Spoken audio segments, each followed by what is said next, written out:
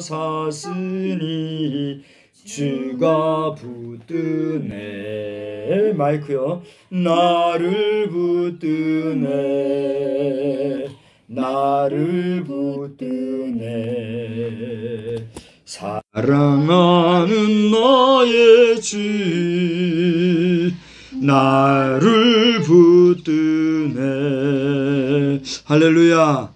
예, 하나님께서는 우리를 사랑하시되 끝까지 사랑하시고, 또 우리가 연약하고 또 여러 가지로 미흡하지만 구원받은 사람을 주님이 꼭 붙잡아 주실 줄 믿으시고, 여러분도 주님 안에서 날마다 승리하시기를 주의 이름으로 축복합니다. 오늘 저는 갈라디아서 2장 15절로 21절까지를 보았어요. 오늘 본문을 갈라디아서 2장 15절로 21절까지를 보았는데, 오늘 낮 시간에 사람이 의롭게 된다는 것은 하는 제목으로 말씀을 드렸는데요.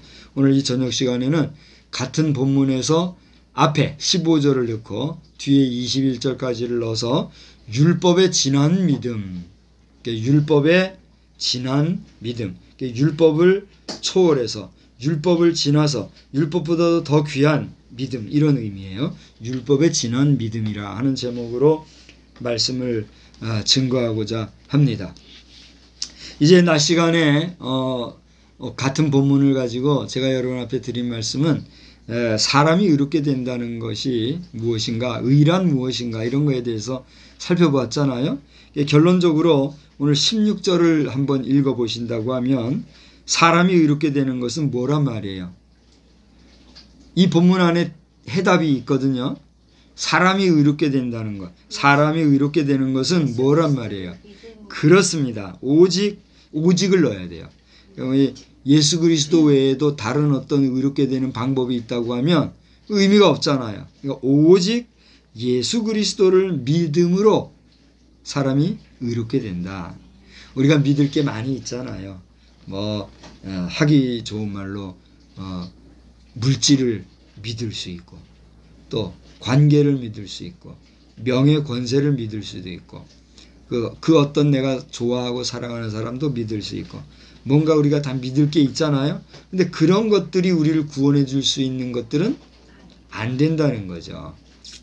요즘같이 경제적으로 많은 어려움 속에 살아갈 때의 든든한 믿을 거리가 뭘까요? 뭐니 해도 money라고, 아마 많은 사람들은 돈을 최고로 믿을 줄 알아요. 그래서 그랬는지 우리 예수님이 하나님과 재물을 겸하여 섬길 수 없다, 그렇게 말씀하심으로써 물질이 귀한 것을 부정하는 것이 아니라 그 물질을 믿음으로 말미암아 하나님을 도외시하는 그런 불의한 일, 잘못된 일을 삼갈 것을 우리에게 종용하셨다 하는 사실을 기억해야 될 줄로 믿습니다. 다른 것도 마찬가지예요. 사람을 믿는다든가 관계를 믿는다든가 권력이라든가 명예라든가 그 어떤 믿을 만한 것들도 우리가 이 세상에 살아가는 동안에는 다 한계가 있어요, 없어요? 있어요. 유한해요, 유한하지 않아요? 유한하단 말이에요. 대통령 해보겠다고 나선 사람들 평생 하는 거 아니라 몇 년 하다 마는 것이고, 또 대통령이 되겠다고 하는 사람들도 돼봐야 뭐 하겠어요? 몇 년 있으면 또 제자리 비우는 것이고, 저에게 대통령이 돼보라고 누군가가 말할 사람도 없겠지만 말한다고 하면 대통령을 한번 해봄직 해요, 안 해요? 해봄직 하잖아요. 그렇다고 대통령을 하겠다고 나선들 그게 오래 가겠어요, 안 오래 가겠어요? 오래 안 가는 거예요. 우리나라의 현재 상황으로는 5년 단임제잖아요. 예전에는 4년 연임제 이런 걸 했었다가 5년 연임제였나? 4년 연임제 갔다가 워낙에 막 말이 많고 부정이 많다고 얘기하다 보니까 흩어버렸잖아요. 그래서 5년 단임제로 싹 바꾼 거 아니에요? 근데 또다시 그렇게 하려고. 결국 그건 뭐냐면 장기 집권을 통한 어떤 뜻을 취해보려고 하는 그런 거거든요. 결국 보면 8년까지 할 수 있는 연임제를 단임제로 막 바꾸려고 하는 그런 어떤 이것도 이제 좌파적인 행동들이었던 것 같아요. 좌파들이 딱 잡고 보니까 5년만 가지고는 안 되겠으니까 다시 늘리자. 그래서 또 영주권으로 가려는 이런 것들이 있는 것 같은데, 그랬든 저랬든 한번 왔다 가는 세상을 그런 권력에 의지하고 권력을 믿는다 해도 그것도 다 뭐예요? 지나가고 완전히 믿을 것이 안 되고, 더더군다나 우리의 영혼, 우리의 생명을 구원할 수 있는 것은 전혀 안 된다는 것이죠. 그래서 오늘 이 영상을 아마 참 그 이름도 부르기 뭐한데, 우리 지금 최고 나라의 지도자라고 하는 문 아무개 씨, 나 이름도 못 부르겠어요. 조심스럽기도 하고 별로 부르고 싶지도 않고. 문 아무개 씨가 진짜 그리스도인이라고 하면 제발 덕분에 이제라도 교회를 핍박하는 일은 멈추고, 또 차별금지법이니 뭐 공산주의니 이런 것들을 그 다 하는 거잖아요. 거짓된 거, 또 유물사상, 하나님을 부정하는 무신론, 이런 것들에 매여가지고 그 영혼을 좀먹혀가지고 그러다가 어떻게 하려고 그래요? 본인 세대만이 아니라 자녀손도 생각을 해야 되잖아요. 이제라도 빨리 정신을 차리고 이 거짓말 가짜 586 세대의 주변의 그 간신배들한테 휩싸여서 마지막까지 기회 잃지 마시고 빨리 제자리를 찾아와서, 인권 변호사 출신이라면서요. 인권 변호사 하면 얼마나 귀한 거 아닙니까? 근데 그것도 다 계략에 의한 것이라면 거짓이겠지만, 거짓이 아니고 정말 사람이 귀하고 사람이 중요한 걸 알아서 정말 이 불쌍한 사람들을 도와주려고 하는 인권 변호사 출신이라고 하면 남은 생에는 변호사 자격은 뭐 유효할 거니까 정말로 그 불쌍하고 가난한 사람들 위해서 변호사 활동 제대로 해서 얼마나 그 귀하고 복되겠어요. 그렇게 살아야지 온 국민을 지금 힘들게 하면서 이렇게 됐다가는 역사가 본인을 어떻게 평가할 건지를 두려워하고 이제라도 새로운 모습을 보여주면 참 좋겠어요. 그래서 저는 개인적으로 문 아무개 씨 본인이 문제일 수도 있겠지만, 그거보다는 주변에서 자꾸만 이 아부지라는 그리고 잘못된 사상에 둘러싸여 있는 그런 사람들에 의해서 귀가 가려워서 욕심을 내는 그 모습이다, 이런 생각을 하고 안타깝게 그저 기도만 할 뿐입니다. 저는 목사로서 뭐 할 게 뭐가 있겠어요. 기도하고 하나님 말씀 열심히 연구해서 여러분 앞에, 지금 여기 마이크를 이렇게 놓고 있는데 이 마이크가 제가 말하면은 그대로 녹음이 되거나 외부의 스피커로 펼쳐져서 소리를 내거나 하는 것처럼 그 마이크와 같은 역할을 할 뿐이에요. 지금도 하나님께서 저에게 말씀을 증거하는 순간에 내게 마음을 감동시키고 입술을 주장하셔서 그저 내 생각이나 내 의지나 내 사상을 전하는 게 아니라 하나님이 말씀하시고자 하는 말씀을 대언하는 자의 역할만 하게 해주십시오. 이런 자세로 제가 지금 말씀을 전하는 거예요. 듣기에 따라서 사람의 말을 하는 것 같아도 지금 나는 사람의 말을 하는 게 아니에요. 그걸 알아야 합니다. 왜냐하면 제가 알아봐야 얼마나 알겠고, 또 증거한들 얼마나 잘 증거하겠습니까? 한계가 있어요. 저도. 그러니까 나는 맡기는 거예요. 하나님, 오늘도 그런 기도로 하는 거예요. 하나님, 말씀을 증거할 때 그저 하나님의 도구만 되게 해 주십시오. 그런 마음으로 하는 거예요. 그래서 여러분들이 잘 듣고 판단하시면 되고, 그래서 오늘은 율법에 진한 믿음이라는 제목으로 말씀을 드렸는데, 자, 말씀드린 것처럼 사람이 의롭게 되는 것은 뭐라고요?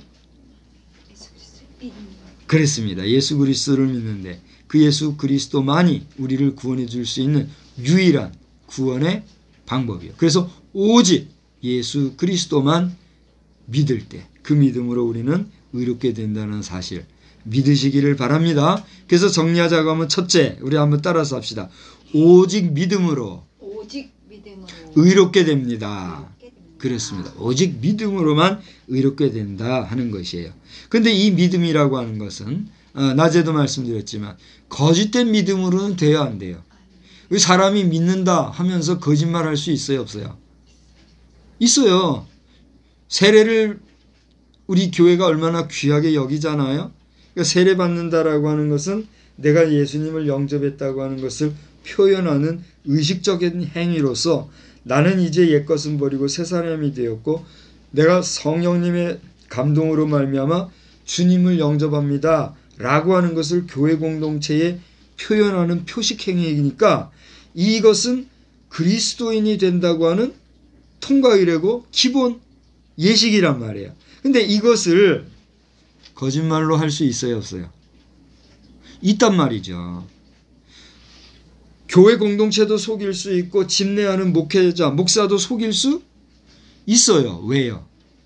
목사도 공동체도 사람이니까. 그 거짓말 하나님의 속을 알아요, 몰라요? 뭐 10길 물속은 알아도 한 길 사람 속은 모른다고 속이려고 작정하고 덤벼드는 사람의 거짓말은 우리가 이길 수 있어요, 없어요? 없는 거예요.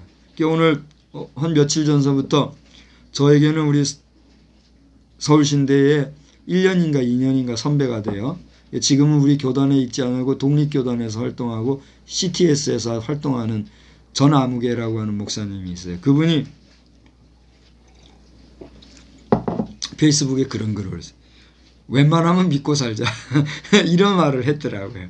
하도 거짓말이 많고 그러니까 속을지라도 웬만하면 믿고 살자 그러면서 산다고 하는 그런 개인의 의식을 써서 올렸더라고요. 전기철 목사님인가? 아마 그럴 거예요. 전기철 목사님이 이 영상을 보신다면 한번 반갑게 만나서 또 나눔도 가지면 좋겠어요.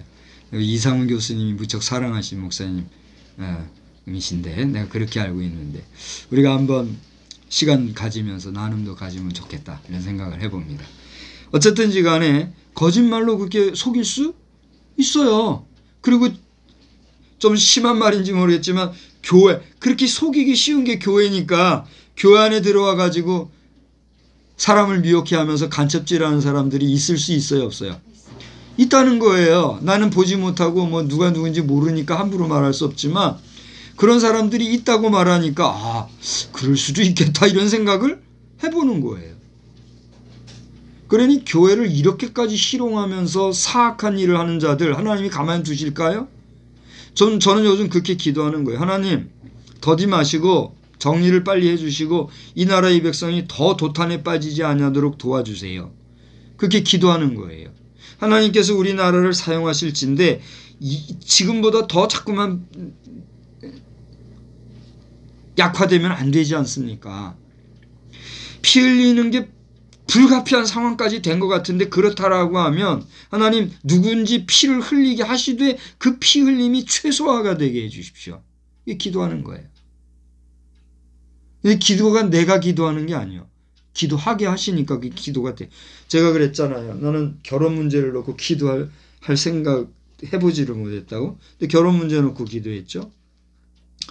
또 이 TBTM 사역 뭐 전혀 생각해보지도 못했던 건데 그걸 놓고 기도는 물론 이거는 논문을 쓰게 하셨죠. 다 내려놓고 포기하고 안 하려고 했던 것인데 18년째 되던 지난 2018년도에 거기에 대한 재소명이 지금 생긴 거예요. 그러니까 앞으로 TBTM 사역을 함에 있어서 저를 돕고 후원하고 응원하실 분들은 지금부터 TBTM에 주목해 주시고 주님이 역사하실 때 함께 움직일 수 있는 그런 믿음의 동력자가 되기를 바라요.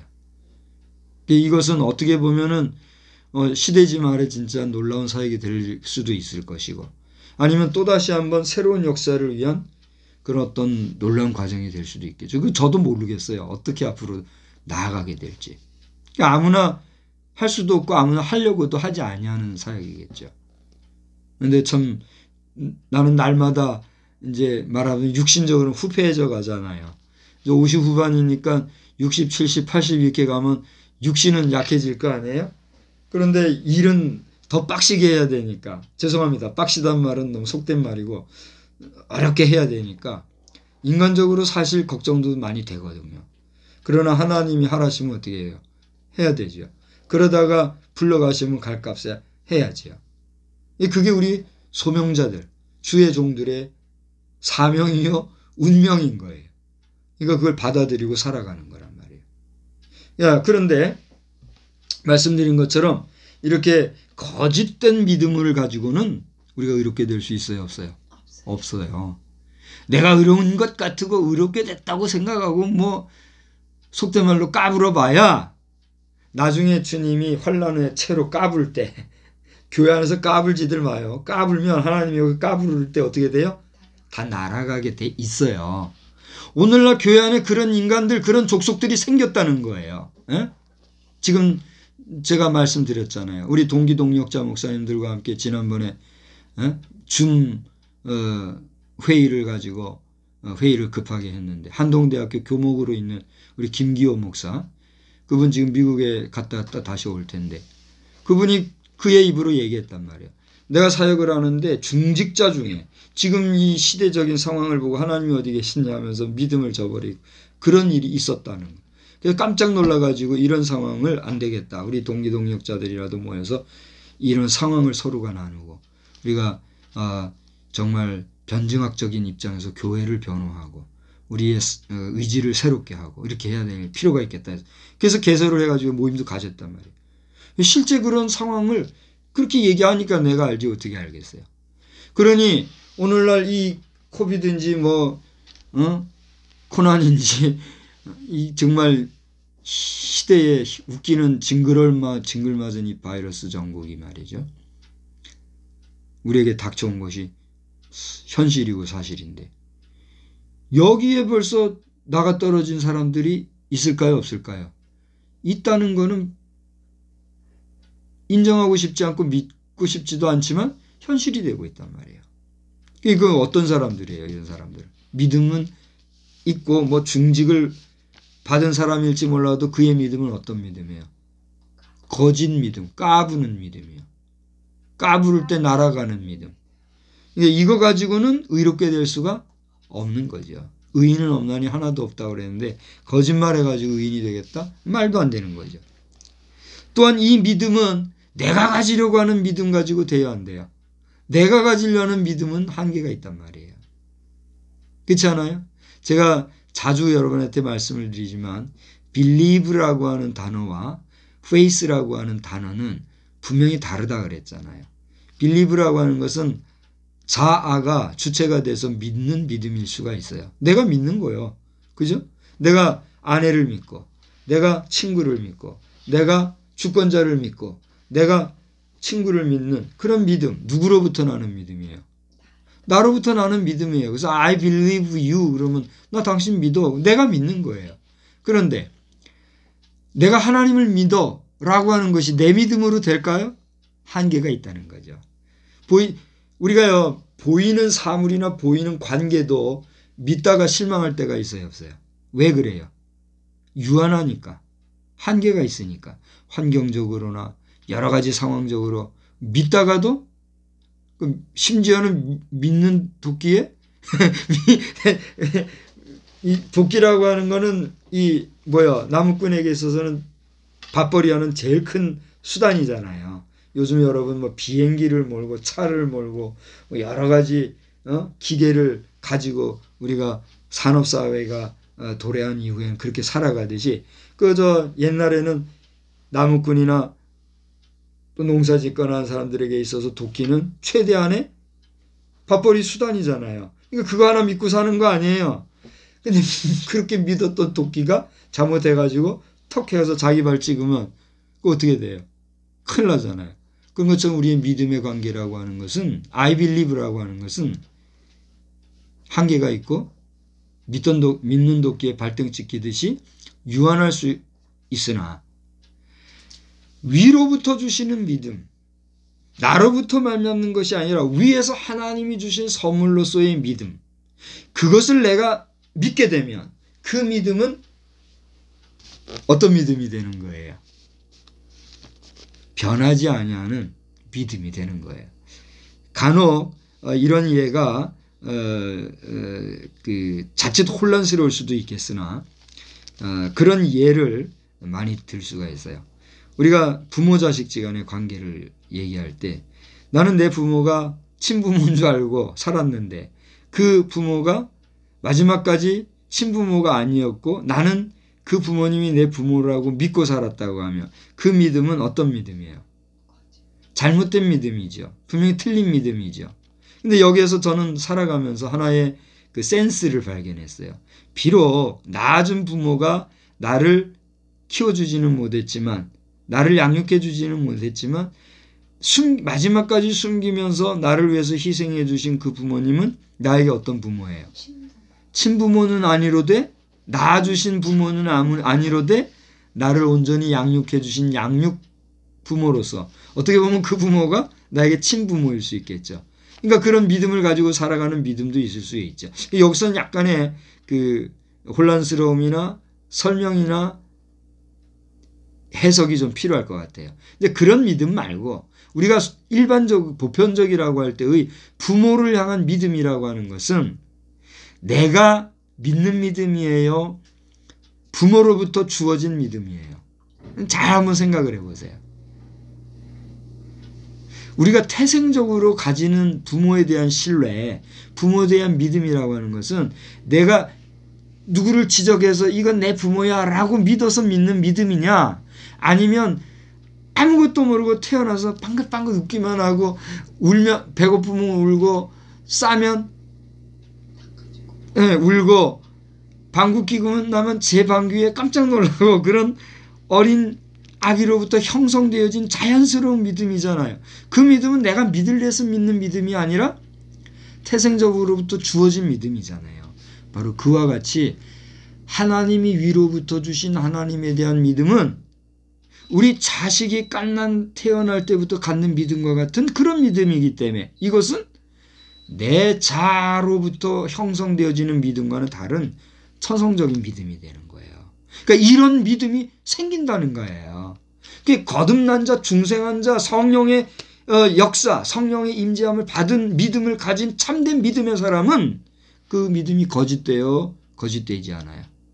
거짓되지 않아요. 바로 이러한 참된 믿음을 가진 그 거짓 없는 믿음으로만 우리가 어떻게 되는 거예요? 의롭게 되는 거예요. 그러니까 오늘 16절의 말씀을 해설하면서 여러분 앞에 이야기를 하고 있는 중인 거예요. 세 번째로는 이러한 믿음은 현재 진행형이어야 할까요? 과거형이어야 할까요? 미래형이라고 해도 되는 거예요? 안 되는 거예요? 미래형이라는 게 보장받을 수 있는 거예요? 아니거든요.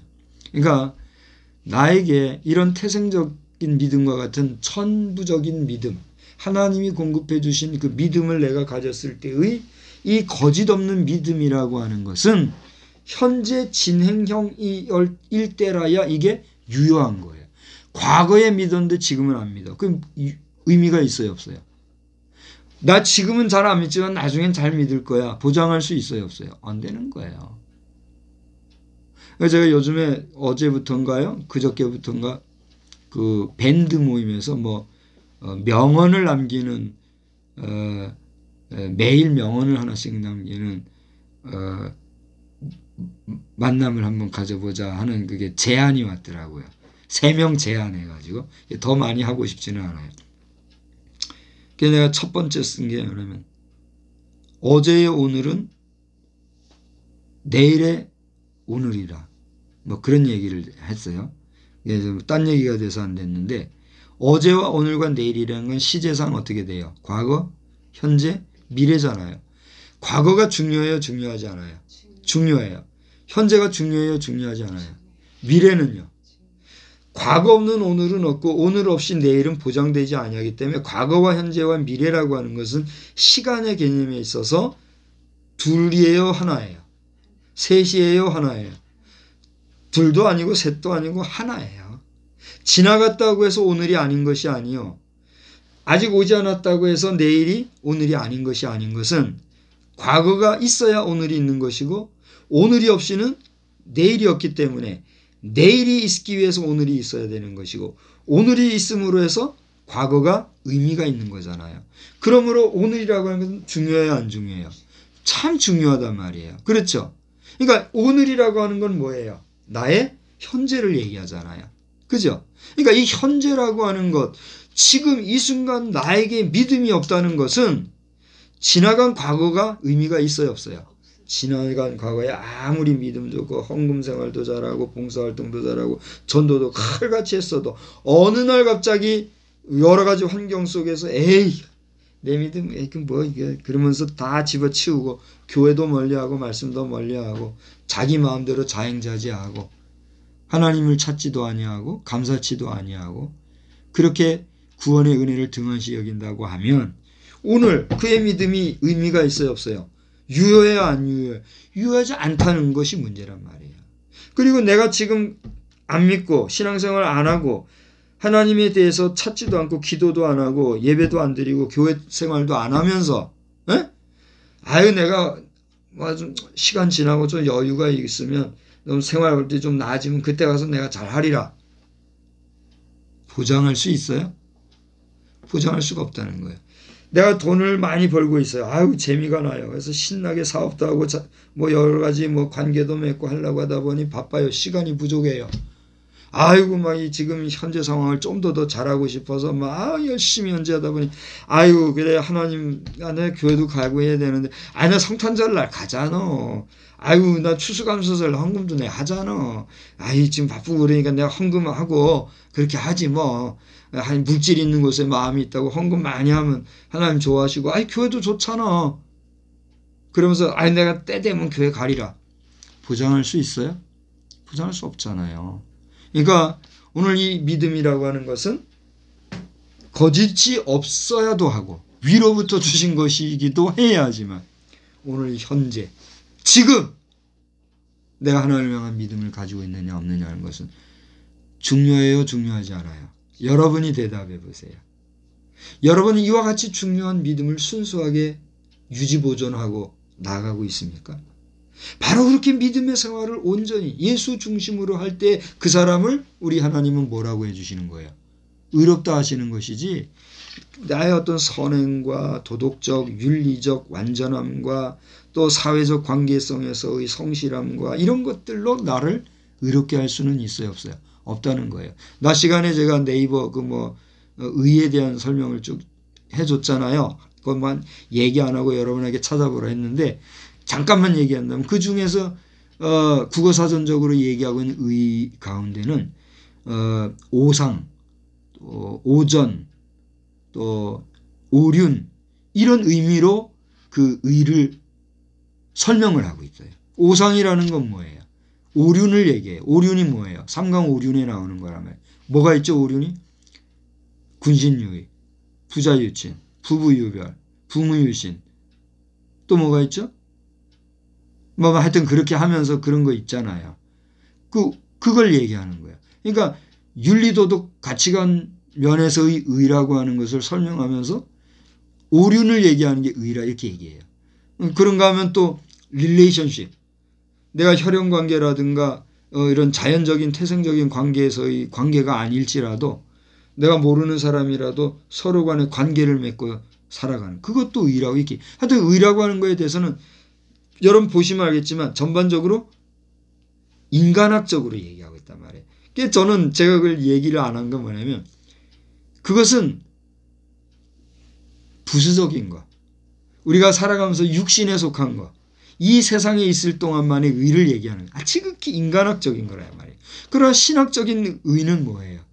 그 정도는 기본인 것이고 그거는 두 말의 잔소리인 거고 그거는 인간이라면 누구나 해야 할 당연한 것이고 성경이 얘기하는 의라고 하는 것은 누구와의 관계를 얘기하는 거예요? 하나님과의 관계에서의 의를 얘기하는 거란 말이에요. 그러니까 목사는 신학을 한 사람으로서 이 인간학에 대해서 시간을 보낼 필요가 없으니까 여러분한테 제안만 해도 되는 거예요.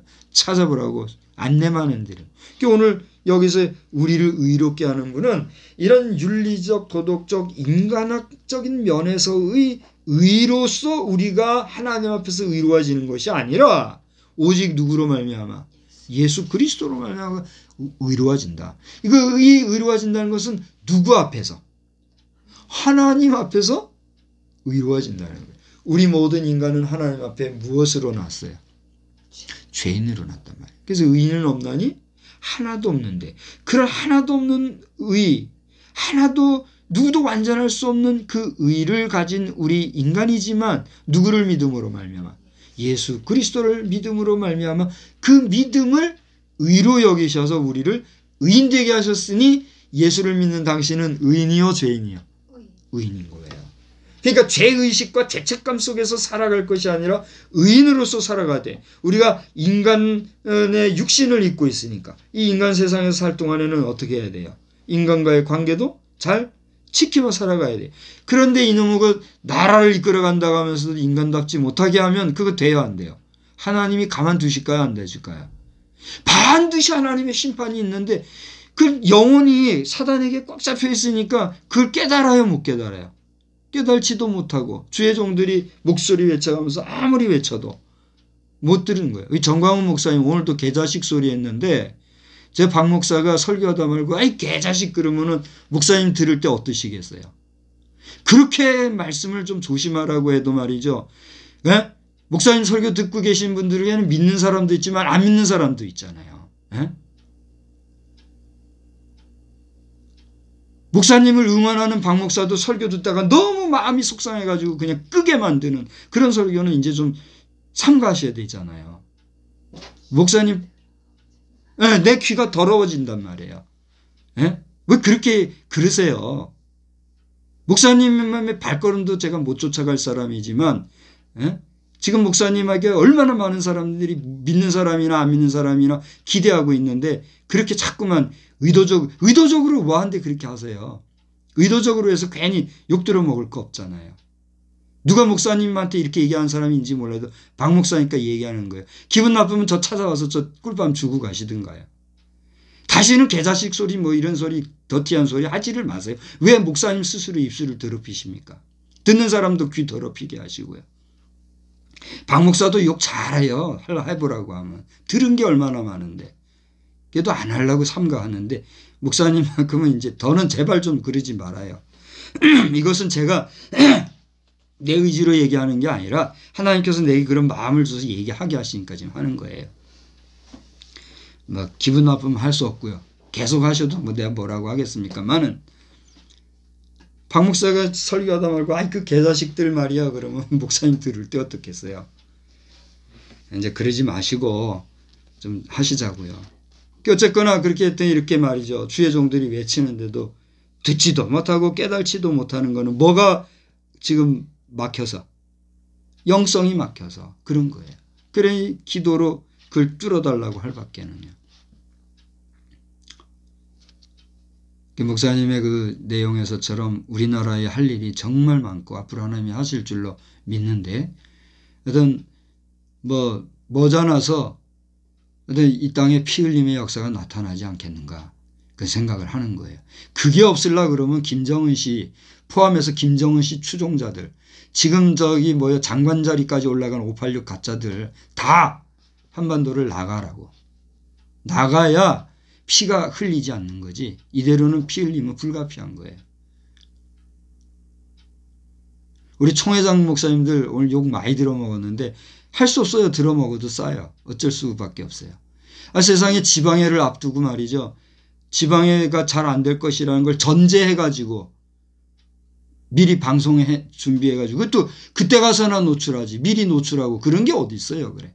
내가 거기다가 그 방송을 들은 새벽 1, 2시쯤에 그걸 보고 바로 내가 답변을 했다가 아유 그래도 내가 윤리적으로 실수하면 안 되지, 신뢰하면 안 되지. 그래서 보내려다 안 보내놓고 내가 메모장에 좀 남겨놓은 게 그냥 있어요. 근데 성령께서 절제시켜서 내가 지금 절제하고 있어요. 팡 터트려버리면 그거 보고 또 벌벌벌 떨고 저놈이 누구냐 또 그럴 거 아니에요. 그게 무서워서 안 하는 건 아니지만 내가 절제하고 있는 거예요. 새카만 후배 목사에 무임 목사로 있는 사람도 이렇게 붕괴하는데 대원 갈 사람들, 공교회 목사님들이 의분을 가지고 바른 말을 못하고 그런 거 왜 그럴까요?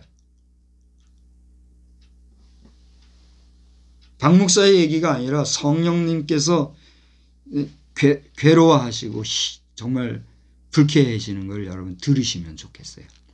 자, 너무 딴 얘기로 가서 안 됐는데 하여튼 오늘 율법에 지난 믿음이라는 제목으로 말씀을 전하면서 16절에 보니까 오직 믿음으로 의롭게 된다는 사실에 대해서 거짓 없고 위로부터 난 믿음, 현재 진행형의 믿음이 중요하다. 이 말씀을 드렸어. 두 번째로는 17절, 18절을 한번 보십시다. 거기 보면 어떤 말씀이 있느냐면 정리해서 결론적으로 얘기하면 죄의 자기 책임론을 얘기하고 있어요.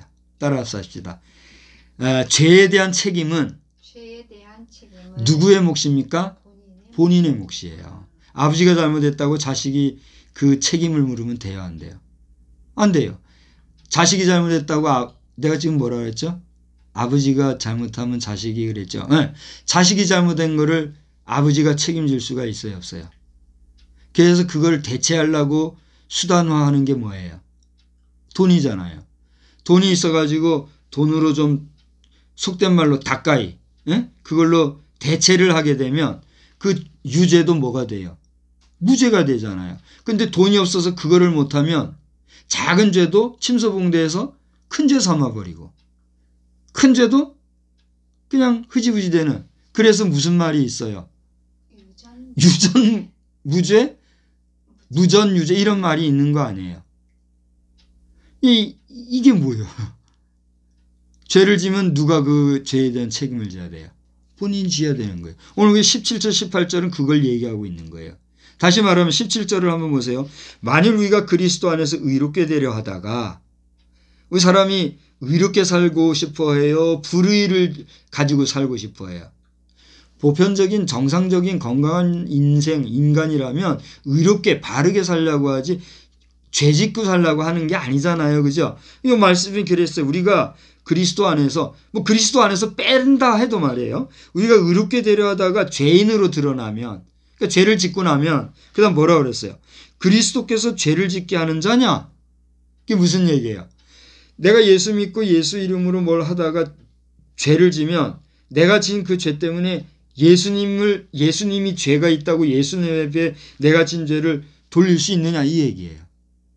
그럴 수 있어요? 그런 건 안 되잖아요. 예수 이름으로 뭘 하다가도 그것이 예수님과 상관없이 자행자지하다가 자기가 죄를 진 거면 그건 누가 책임이에요? 본인의 책임이지 그게 왜 예수님의 책임이냐 말이에요. 바울사도가 그걸 지적을 하면서 우리가 선을 하나 악을 하나 이 세상에 의롭게 살다가 예수 이름으로 뭘 한다고 하지만 예수님과 상관없이 자신이 죄를 짓게 되면 그것은 예수님이 책임질 필요가 있어요, 없어요? 없다는 거예요. 그런데 이거를 역이용해가지고 예수팔이 하는 경우가 있어요, 없어요? 있단 말이에요. 그런 심판을 어떻게 감당하려고 그런지 모르겠어요. 17절이 우리에게 그것을 얘기해 주는데 18절을 한번 보세요. 만일 내가 헐었던 것을 다시 세우면 내가 나를 범법한 자로 만드는 것이야. 무슨 얘기예요? 내가 헐었던 것을 다시 세우면 그게 무슨 말이에요? 우리가 예수 믿노라 하면 죄와 상관없이 살려고 죄를 털어버리고 씻어버리고 의롭게 살아가려고 의인으로 살아가려고 애를 쓰잖아요. 그러다가도 우리는 유한한 인생이기 때문에 믿음이 나약해질 수도 있고 믿노라 하고 믿음으로 살다가도 아까 잠깐 얘기했다시피 중직자가 되었다 할지라도 오늘날 같은 이런 어려운 상황이 왔을 때는 믿음을 저버리고 그리고 세상 길로 나가고 자행자지하는 수가 있어요, 없어요? 있잖아요. 그러니까 믿노라 하고 믿었다고 하고 이렇게 산다고 하다가도 내가 그렇게 살던 의로운 생활이나 믿음의 생활을 내가 헐어버리면 그 다음에 뭐라고 그랬어요? 헐었던 것을 다시 세우면 그러니까 의롭게 살고 믿음으로 살라고 하는 그것을 내가 헐어버리고 옛날에 악하게 살고 죄인으로 살고 믿음 없이 살던 그런 불신의 삶을 내가 다시 세운단 말이에요. 그렇게 하려고 그런다면 그것은 누가 누구를 범법한 자로 만드는 거예요? 내가 나 자신을 범법한 자로 만드는 거지. 하나님이 그렇게 하라고 하신 거예요? 하라고 한 게 아니죠. 그게 누구의 역사예요? 사단의 역사인 거예요. 그러니까 우리 믿는 사람들도 마귀의 유혹받아서 넘어질 수가 있어요, 없어요? 있단 말이에요. 그러니까 내가 선 줄로 생각하느냐? 섰다고 생각하는 자? 넘어질까? 유의하라 하신 거잖아요. 대단한 말씀이잖아요. 그러니까 우리 목회자나 또 평신도들 가운데 중직자 하면 보통 누구를 얘기해요? 장로, 권사, 안수 집사 이런 분들. 또 일반 서리 집사들 가운데도 작은 교회 같은 경우에는 또 작은 교회 나름의 중직자들이 있을 거 아니에요? 우리 옛날에 개척교회에서 서리 집사지만 재정부도 하고 그랬죠. 그러니까 그 교회에서 그런 중직자 아니에요. 중직자가 뭐가 중직자예요? 장로만 돼서 중직자, 권사만 돼서 중직자가 아니잖아요. 그 교회 규모에 맞게 그 교회에서의 중요한 역할을 감당하면 그 사람이 뭐예요? 중직자예요. 그 교회 중직자론이라고 하는 것은 합리적이에요? 합리적이지 않아요. 정당해요? 정당하지 않아요. 그러니까 어떤 사람들은 교회 중직자론을 말하면 또 뭐 교회 중직자가 어딨냐 그러면서 하는 사람들. 그 교회를 너무 모르는 초보들이 그런 얘기를 하는 거거든요. 그러니까